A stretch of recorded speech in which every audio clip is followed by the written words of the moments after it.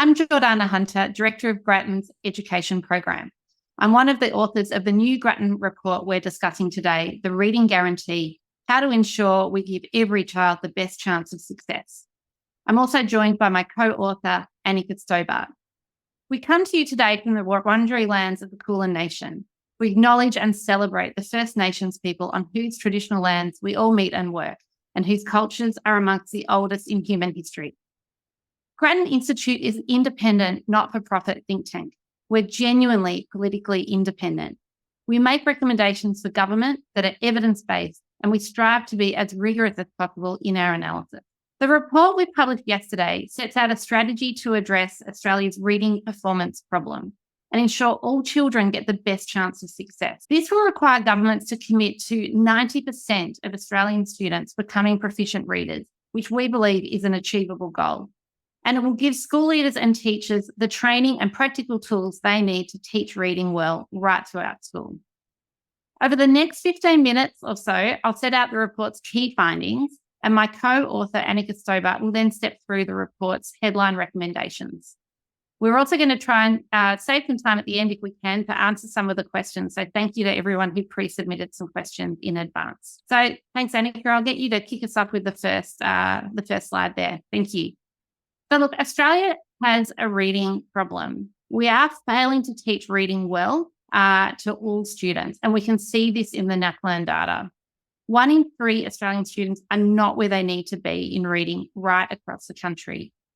There is a lot for some states and territories to do, particularly the Northern Territory and Tasmania.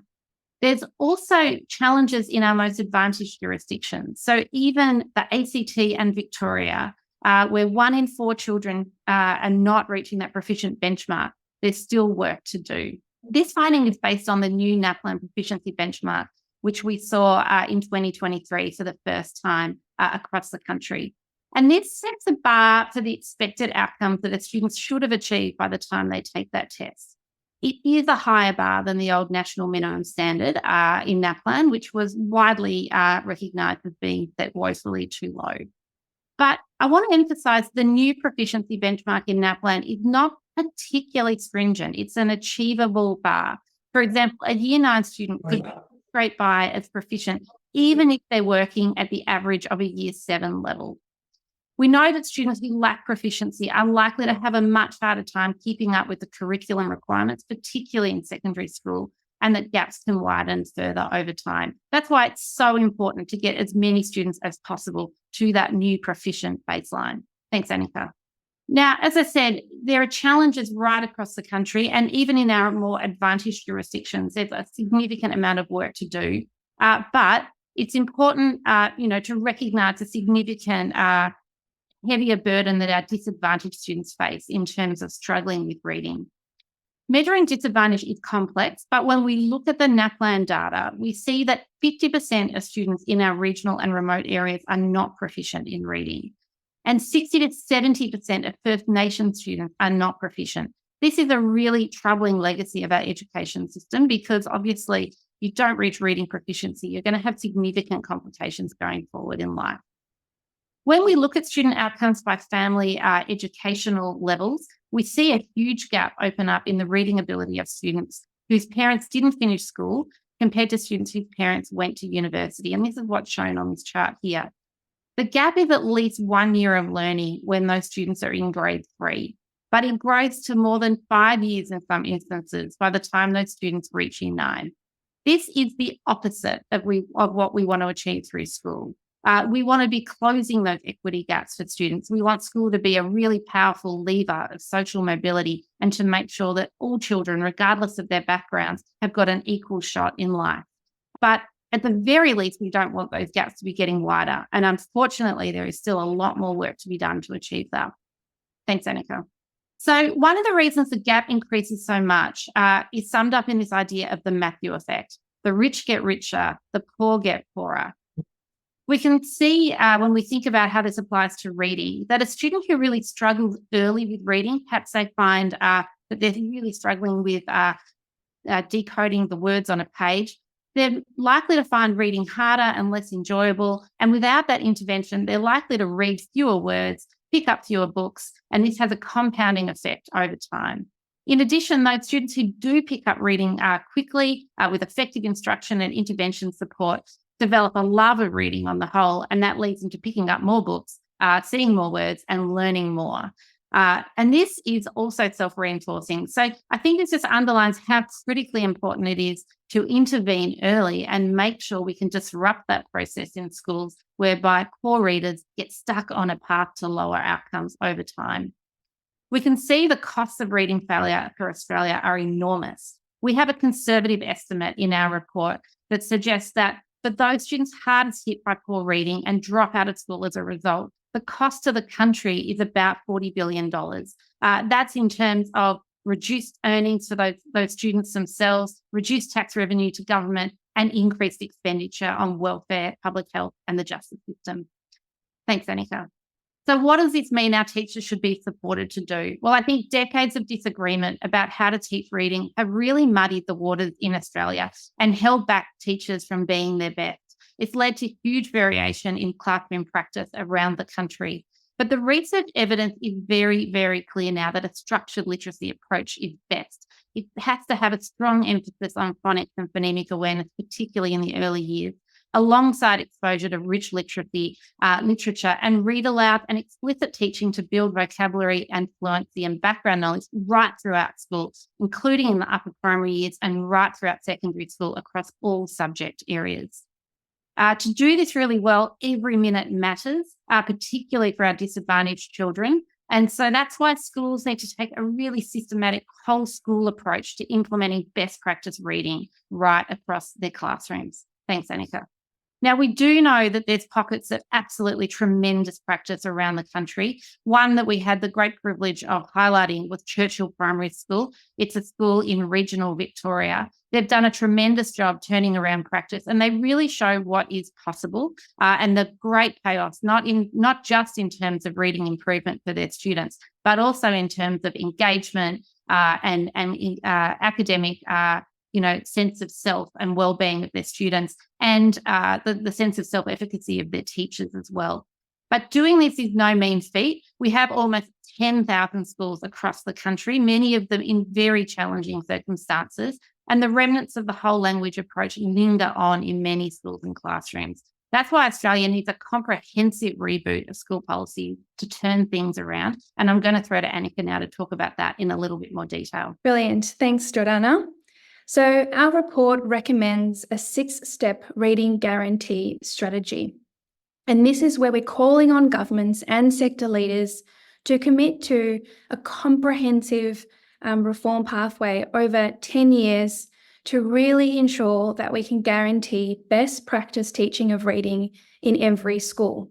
So a key part of this strategy is really getting governments to raise their level of ambition and commit to targets to lift the proportion of students who are proficient readers. Australia's results have been stagnating over the past 10 years, and we really need to see this turn around. And because we know that all students, or nearly all students, can learn to read, we should really be aiming high and commit to a 90% proficiency target in the long term. But as you can see from this chart here, that a lot of states are quite far off this point still. And so we recommend a 10-year intermediate target of lifting the proportion of students who are proficient by 15 percentage points. And that might sound like a lot, but we think it's realistic because it means that an additional 6 students in year 3 on average would need to be proficient compared to today. But we also need to see governments really step up in the amount of support that they're providing schools and teachers about how best to teach reading. A key part of this is getting guidelines together to outline best practice teaching, because currently the guidelines that governments have can be vague, inconsistent, or plainly wrong, and that needs to change. So we recommend that guidelines should set out what best practice teaching is and what the evidence says, but it should also come with practical tools that teachers can pick up if they choose, so they don't have to reinvent the wheel for themselves. And these include materials like scope and sequence documents, or robust assessment schedules, and even lists of reading programs that have been proven to work.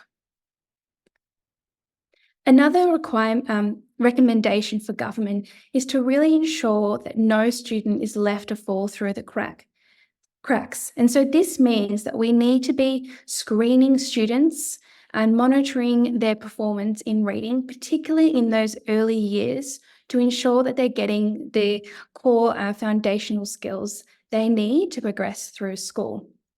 And screening is essential to be able to then target support to those students who still need more practice through additional small group tutoring or more intensive one-on-one supports. And on top of this, the screening should occur in the transition to secondary school, because we still know that too many students aren't mastering the essential reading skills they need in primary school and starting secondary school without the ability to really engage with the demanding curriculum of high school. And so it's essential that these students are identified and given the support they need to stay on track with classroom learning. In our report, we highlight an excellent school, Parafield Gardens High in Adelaide, that does this really well.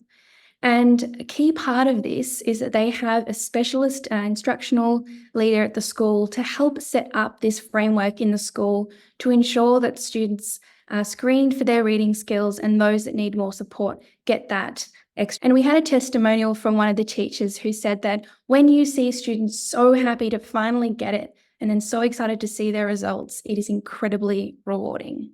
And a key part of this strategy is really building teacher expertise in reading. And there's a number of things that governments need to do here to really improve and teacher knowledge around the teaching of reading and help them hone their skills. So the first of this is that because teaching of reading is everyone's business in primary school, we recommend that teachers spend at least 25% of their professional development hours for accreditation on evidence-based reading instruction. We also recommend that every school, both primary and secondary, has a literacy instructional specialist that can help coach teachers across the school to really hone their skills in teaching of reading. And then these instructional specialists can be supported by regional level master teacher roles, who are then in turn supported by a system level wide expert in literacy instruction that ensures best practice across the whole system.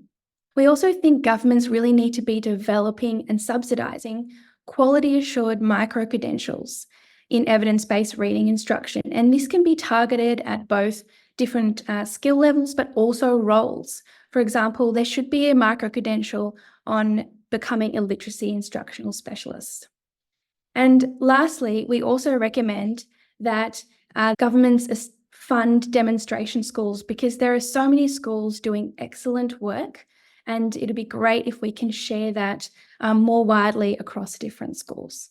And then we also recommend that governments mandate a nationally consistent 40-item Year 1 phonics screening check for all students.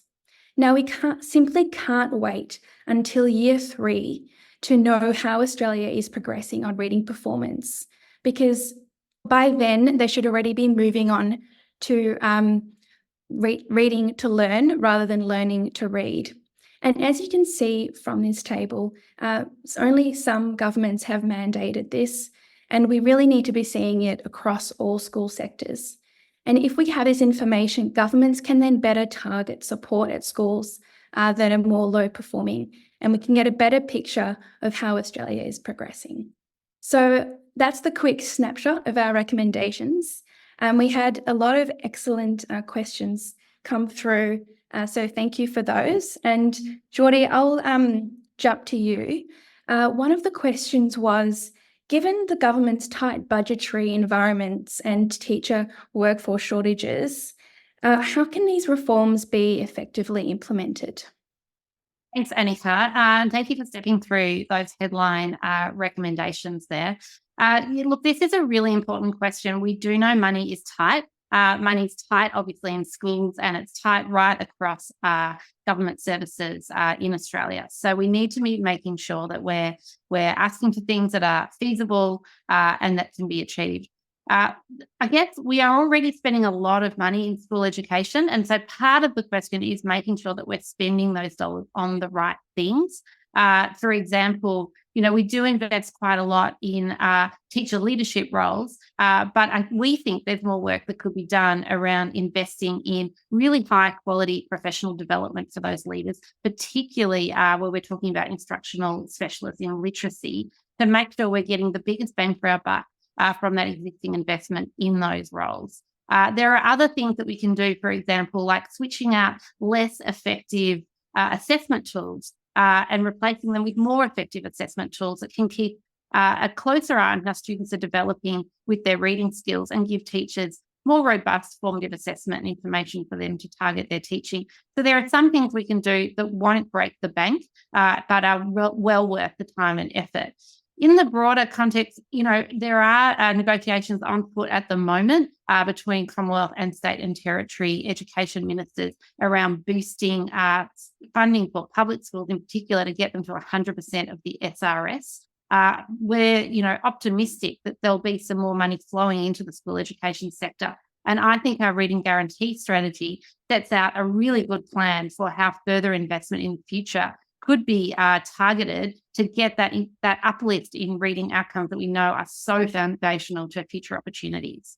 Anika, I've got a question for you, because you actually spent quite a bit of time looking at what other systems have done around the world. So, I'd love it if you could share with us what some of those systems are doing that's really shifted outcomes for students. Thanks, Jordana. Yes, there are some really great, excellent international examples, and we should really be following their lead. Countries like England and Ireland, as well as a number of states in the US, have shown what's possible if you implement widespread reforms that seek to implement evidence-based reading instruction across schools, and they've had some really great results. So these reforms include things like big boosts in professional development, improved curriculum materials, mandating robust reading assessments, and requiring extra support for those students that are identified as struggling. One of the case studies that really stood out, actually, was Mississippi in the US, that is the poorest state in the country and had one of the worst performances in reading about 10 years ago. But with a really massive investment in reforms, particularly in professional development, they were able to turn this around, and they became, over a period of 10 years, had the biggest improvement in reading performances and actually met the US national average in reading. So I think, there's a lot we can learn from these other examples. Thanks so much, Anika. And I think that is right. Other countries have really taken the evidence seriously and invested a lot in the profession. And there's a lot, I think, that Australia can learn from those. Now, look, in the spirit of this speed briefing, I will wrap up here. Our work is freely available on our website. You can go to www.grattan.edu.au.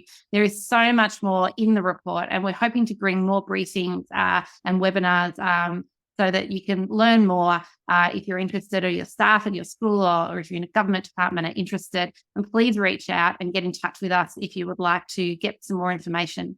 Now, if you do like our research and you want us to do more of it, please consider donating to support the future Grattan Institute reports in education, which you can also do from our website. Thank you so much for joining us, and good afternoon.